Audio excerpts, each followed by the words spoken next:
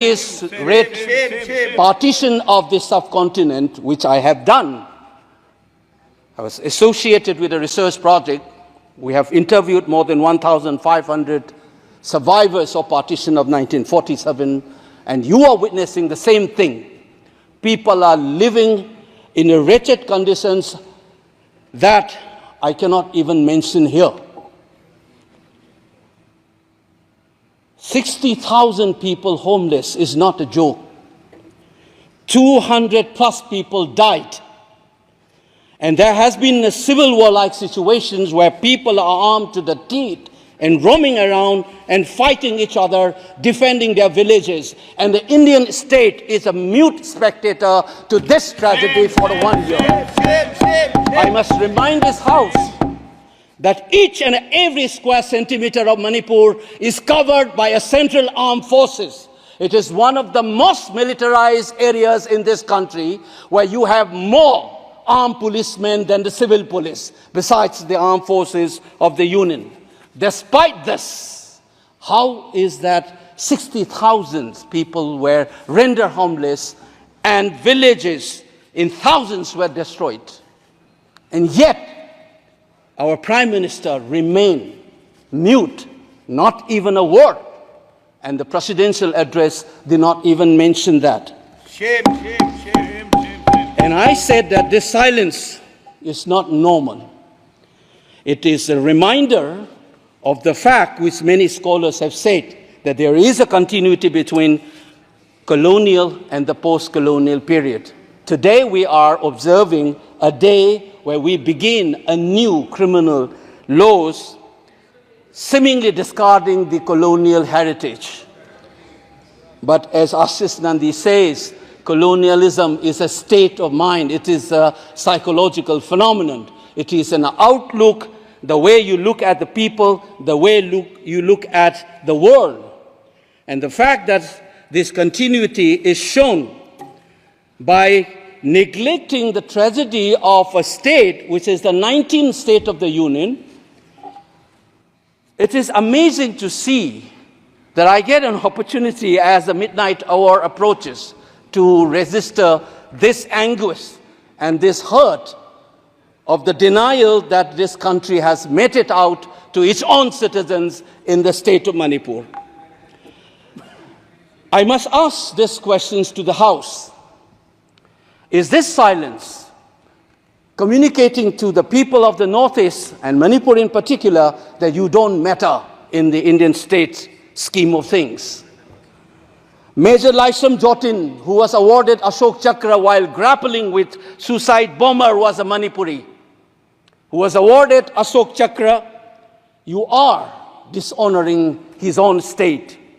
Major Ngangom Joy Datta, who was awarded Veer Chakra while fighting for this country and doing his duty as a part of the peacekeeping force in Sri Lanka in 1987. You are dishonoring this man. You are dishonoring the likes of the youths who hold the tricolor in international platforms. The likes of Mary Kom, Sarita Kunjarani, and Mirabai Chanu. You are saying that you don't matter in this country. Your state doesn't matter in this country. You are also saying that the likes of Ratan Thiam, the icon of the culture of this country, Arivam Sham Sarma, don't matter in this country. If you have an iota of concern for this state, there would not have been a silence. There would not have been a silence in this House, nor in the presidential address.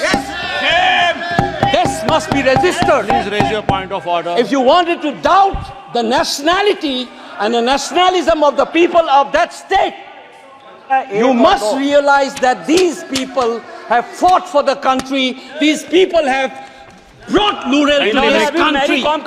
Please remember this. And that is what the silence means.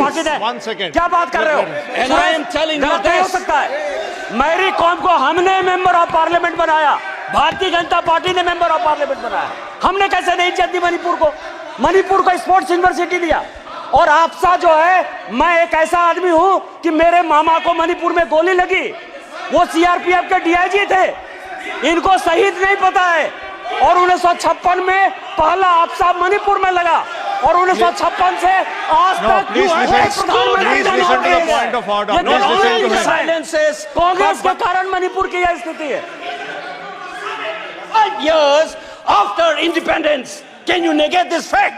We are talking about the inclusion of the Northeast history after 75 years. That's a classic exclusion.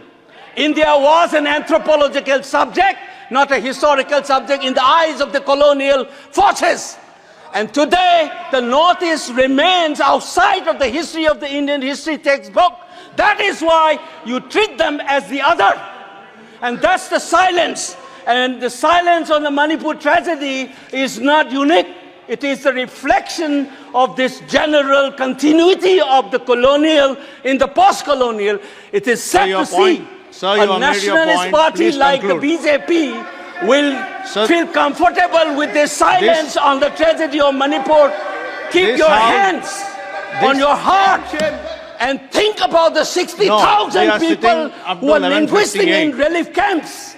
And those mothers, those widows, think of them. And then you talk about nationalism. Point is made. He made Only his point. then we will understand what this tragedy means. And Mr. Chairman, the hurt, the anger has thrown a nobody like me to be part of this temple of democracy. Beating the BJP cabinet minister, think about the pain. If you hear an anxiety, anguish, and a pain in my voice, please go back and see those things. 60,000 people linguisting in the relief camp. Don't talk about partition remembrance till you bring that. I would keep quiet the moment the Prime Minister opened his mouth and a nationalist party says that Manipur is part of India and we care for the people of that state. Only then I will accept what is nationalism in our face. Thank you, Mr. Chairman.